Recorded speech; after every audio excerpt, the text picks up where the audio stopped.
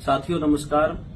आज मैं हरिता गांव में किसी एक निजी साथी के घर उनके बुलावे पे गया था और उनके घर में एक बेटा पैदा हुआ है कल ही, और साथ ही साथ उनके एक सदस्य का ऑपरेशन हुआ था।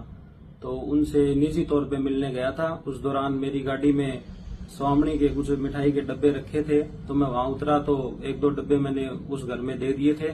तो बहुत से लोगों ने इसको राजनीतिक रंग दिया है कि फलाने व्यक्ति के घर मिठाई भेजी।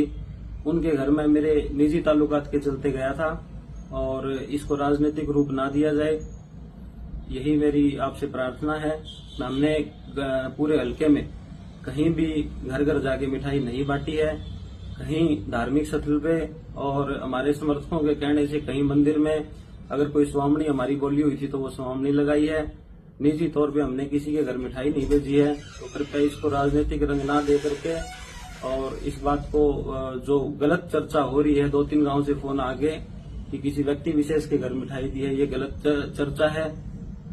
व्यक्तिगत तौर पे मैं मिलने गया था। उनके घर में बेटा पैदा हुआ था और एक बच्चे का ऑपरेशन हुआ था, तो उनसे मिलने गया था। उसी दौरान गाड़ी में कुछ मिठाई के बॉक्स रखे थे, तो वो जब अगर किसी के घर गए हुए हैं, मिठाई रखी थी तो स्वामणी का प्रसाद मैंने दे दिया था। मिठाई बांटने के लिए हम कभी किसी के घर नहीं गए और पॉसिबल भी नहीं है, जैसा कि आप सब जानते हैं पूरे हल्के में मिठाई नहीं बांटी जाती और मिठाई का डिब्बा देने से कोई व्यक्ति किसी का निजी नहीं हो जाता। चुनाव के दौरान बहुत से साथी बहुत से लोग जो हमारे खिलाफ थे, बहुत से सरपंच भी हैं जिन्होंने खुला समर्थन दे रखा था कांग्रेस पार्टी को, वो लोग भी हमें गुलदस्ता और मिठाई देके गए हैं। तो उनसे कोई हमारा व्यक्तिगत लगाव थोड़ी होगा।